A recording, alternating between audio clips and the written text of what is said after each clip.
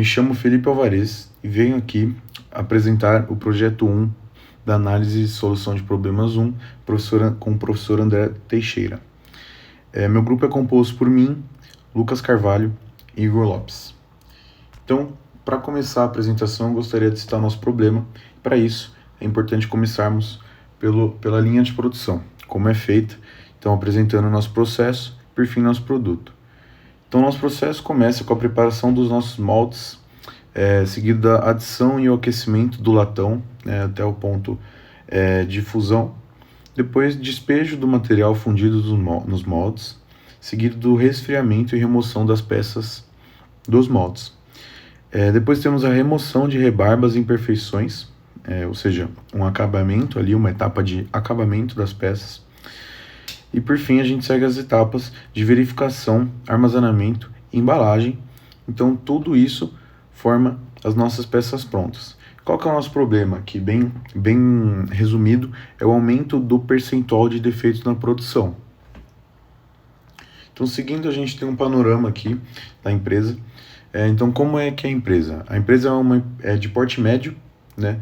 Trabalha com fundição de latão, como podemos ver no slide passado, e produz tês e cotovelos de latão.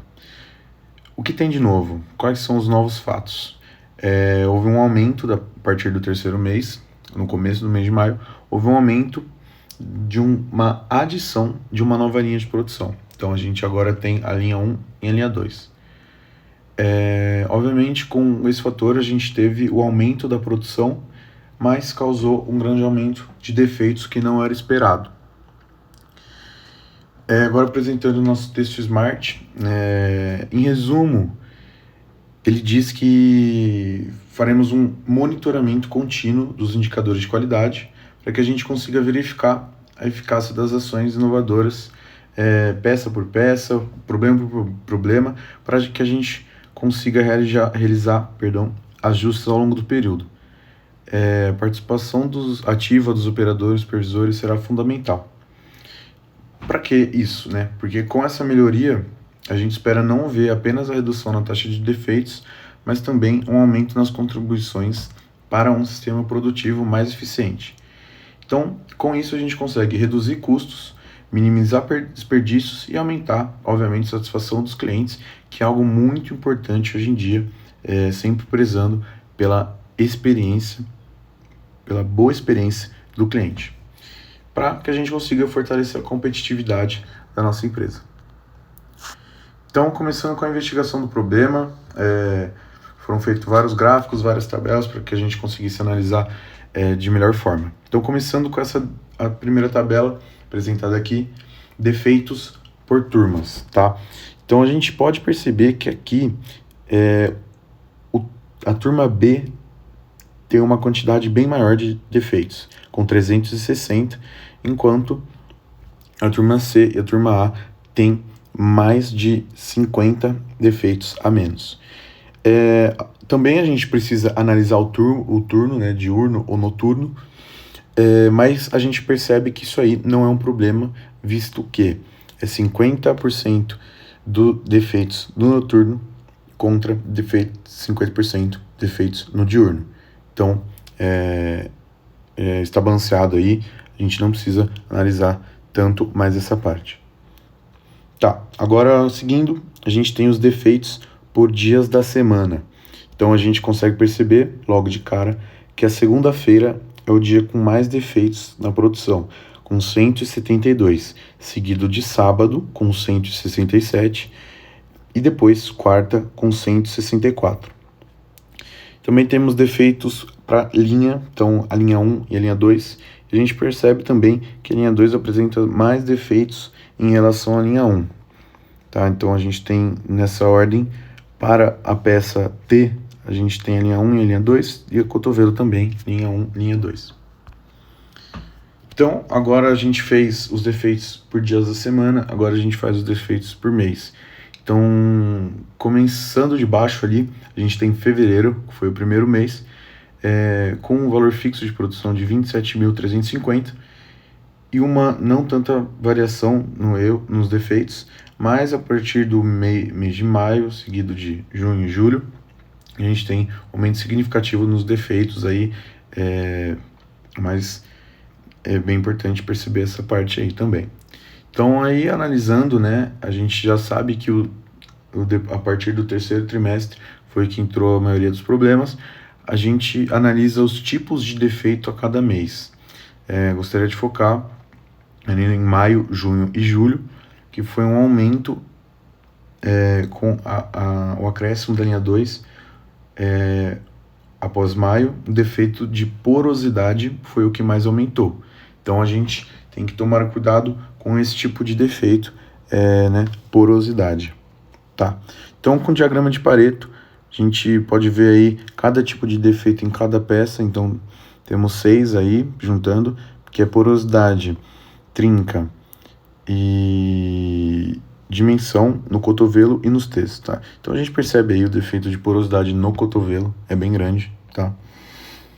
E aí, diagrama de causa e efeito.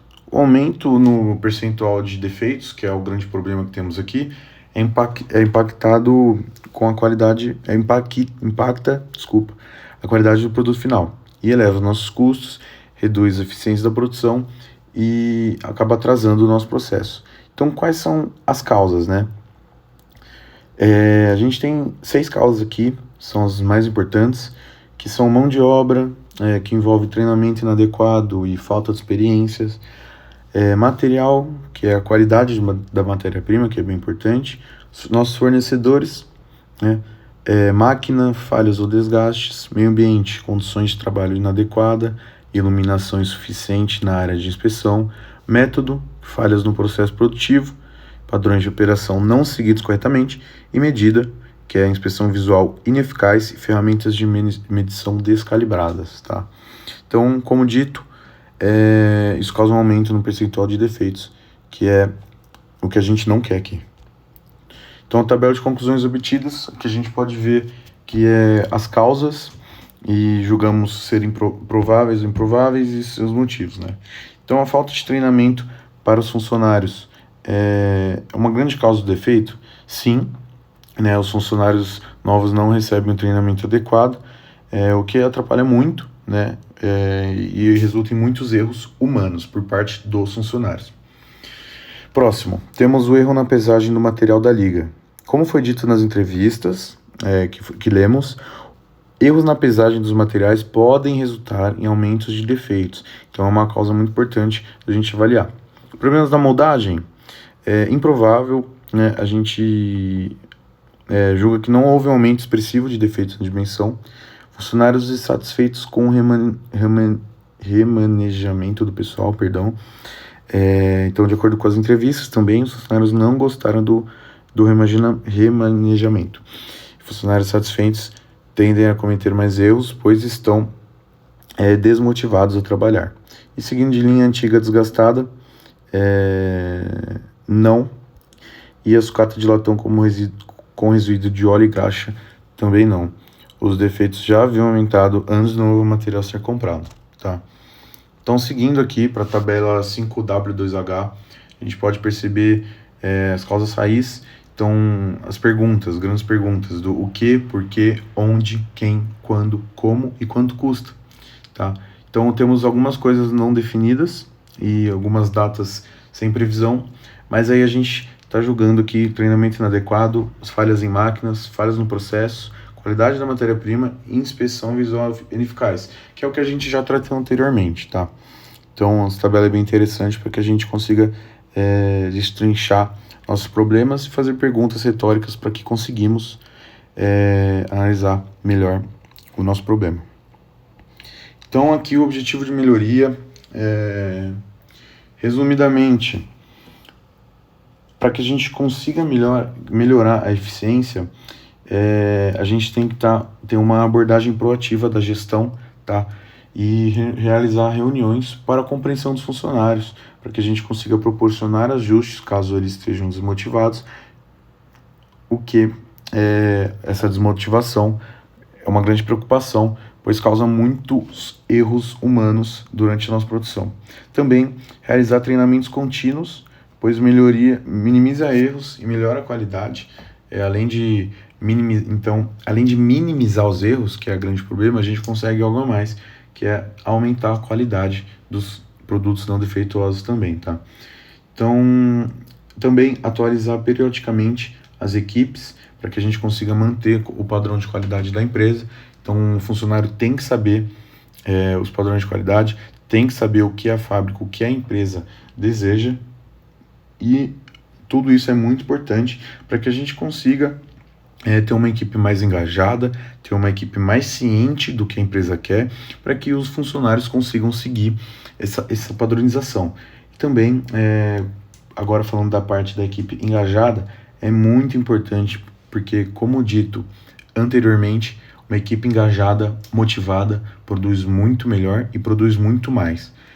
Então essa é a grande parte que julgamos importante, é o ponto de melhoria muito importante para que a gente consiga reduzir esses defeitos aí que são as nossas grandes causas. Então eu gostaria de agradecer pela atenção, muito obrigado.